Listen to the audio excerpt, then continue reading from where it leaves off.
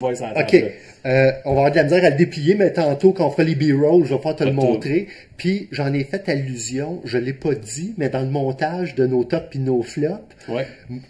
Parce que c'est moi qui fallait généralement le montage. Pas généralement, tu fais le montage. J'ai mis. Fait que je vous remercie de votre patience le temps que j'apprenne à utiliser différents logiciels pour faire des effets. J'en ai parlé, je me rappelle plus, quand on parlait d'XCOM. Exact. Oh, oui, c'est ça. Puis là, j'ai parlé de Level 7, puis je disais que c'était un popé Battlescape, puis j'en ai profité pour dire le Geoscape, je l'ai glissé, on l'a jamais nommé, mais ceux qui prennent le temps de regarder ont vu passer le clin d'œil, c'est Level 7 Invasion. J'ai fait un Player 8 parce qu'un tour, c'est 15 étapes avec des décisions. Okay. Fait qu'il y a un Player 8 que j'ai fait. Un balade de décisions. Ouais.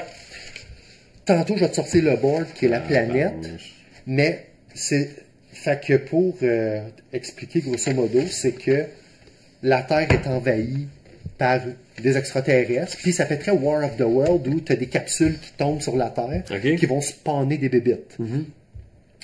T'as pas le choix de jouer avec les 5 factions. Amérique du Nord, Amérique du Sud, Afrique, Europe et Eurasie. Chacun vient avec un panneau de contrôle qui te donne ton income en nourriture, en argent, nourriture, en huile et en minéraux. Ça, c'est à toutes les rounds, mettons, ou en début de game? À toutes les rounds. Okay. Et tout ce qui va arriver autour, c'est tous des modifiers. Ah, OK. Donc, ici, tu vas avoir un taquet. Selon le niveau de terreur, ouais, OK. Puis le niveau de terreur, XCOM, dans le temps, il y avait ce qu'on appelait les Terror Missions, que si tu ne remplissais pas, le pays te finançait moins parce qu'il disait que le projet XCOM n'était pas capable de remplir sa mission. Okay. D'un point de vue thématique, ben, si les gens ont peur, ils vont moins travailler, tes fermiers vont aller se cacher au lieu de récolter. Ce qu'ils appellent le MIL, le Military Industrial,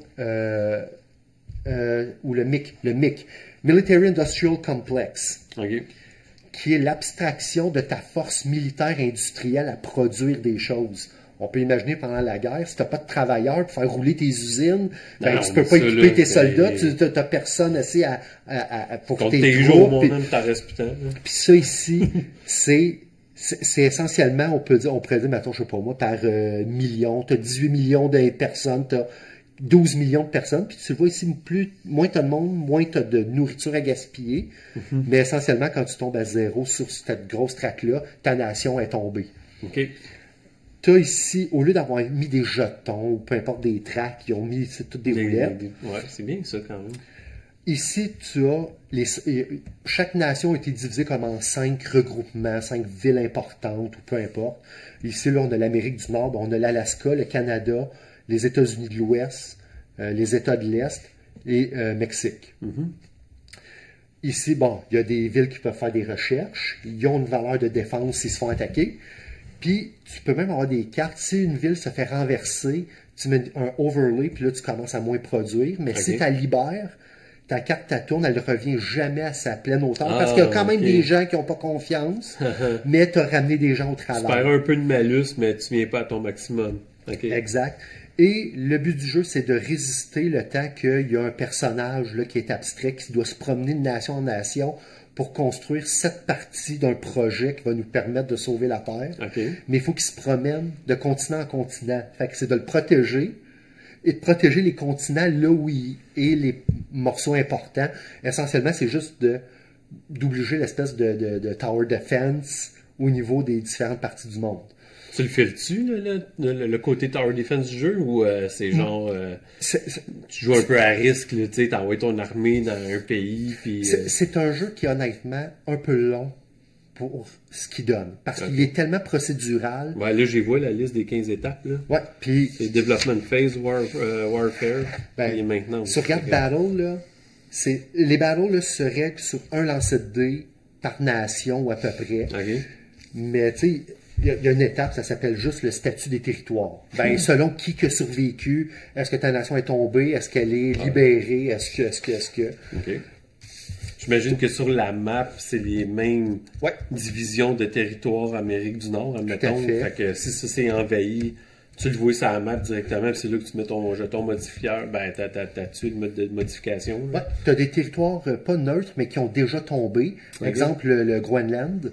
Ouais. Il est noir, il y a déjà des bébites en partant, mais si tu réussis à le libérer, tu vas gagner, mettons, 1 million de cash par tour, tant que tu l'occupes.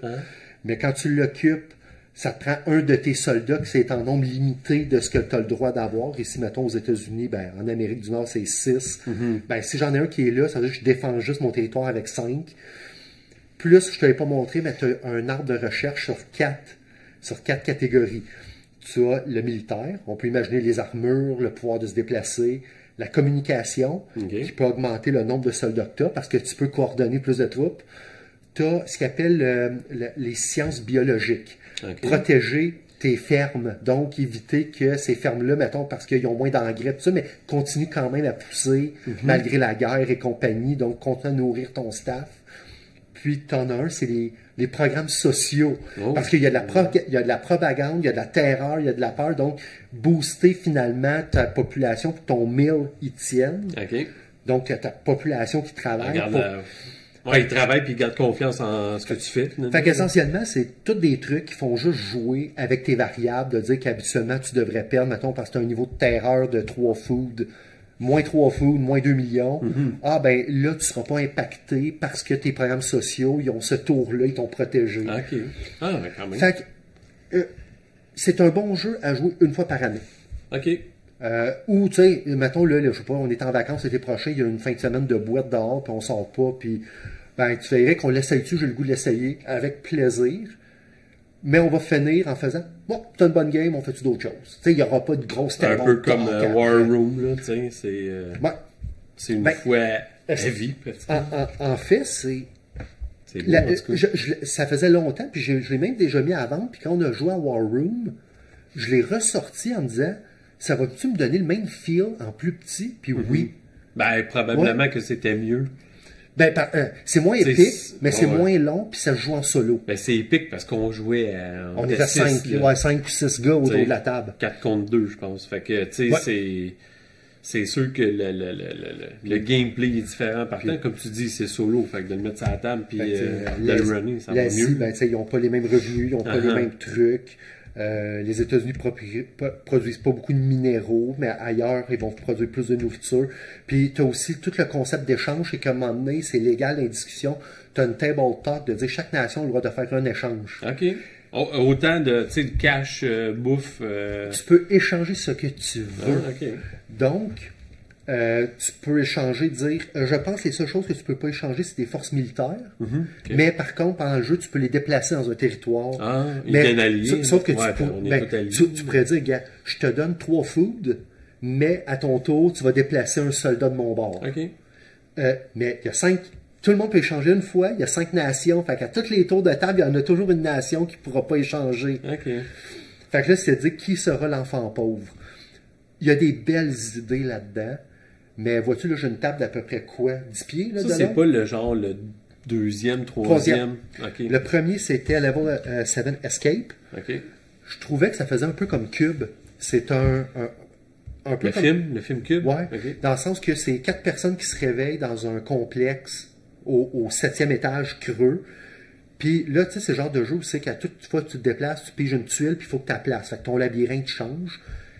J'essaie de faire un aide de jeu, puis je le comprends toujours pas.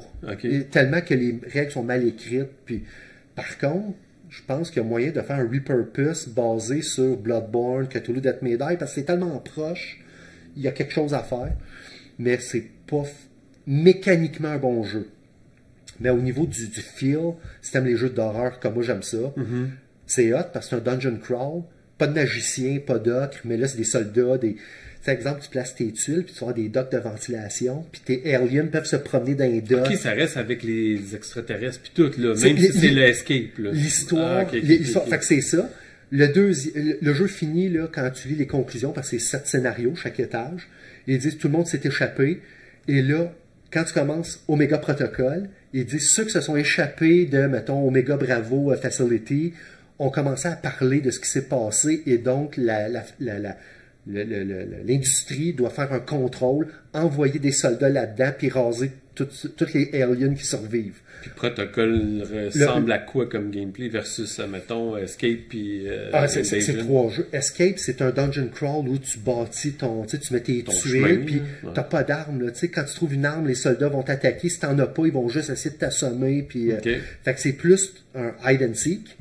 L'autre, t'arrives, t'as 5 soldats full equipped. Ah, là, tu joues le rôle des soldats qui s'en vont dans le complexe, puis qui redescendent les 7 niveaux, qui repartent du niveau 1, puis là, ils redescendent les 7 niveaux. C'est aussi là, au début, les soldats connaissent la map, fait qu'ils construisent, tu construis la map, qui est très long à faire, toutes des tuiles.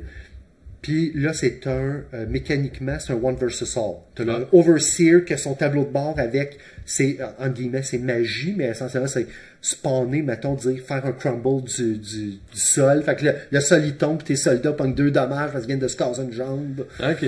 Puis là, tu promènes, tu peux créer des docks de ventilation pour que les bébites puissent spawner. Mais toi, comme soldat, tu as peut-être quelque chose, une mine que tu peux mettre dedans. Au moment où moi je mets ça, fait que tu vas faire exploser et le passage et la bébite. Fait que c'est un autre jeu. Puis celui-là, c'est XCOM Geoscape où la Terre se fait attaquer. Mettons, il y a une rétaliation des aliens de dire, vous avez tué, mettons, notre groupe. On va se venger, on s'en vient. Puis là, il faut que tu défendes la Terre. Cool. Quand même, la suite est quand même bien pensée. Là, oui, puis le Hard Direction, je l'aime beaucoup.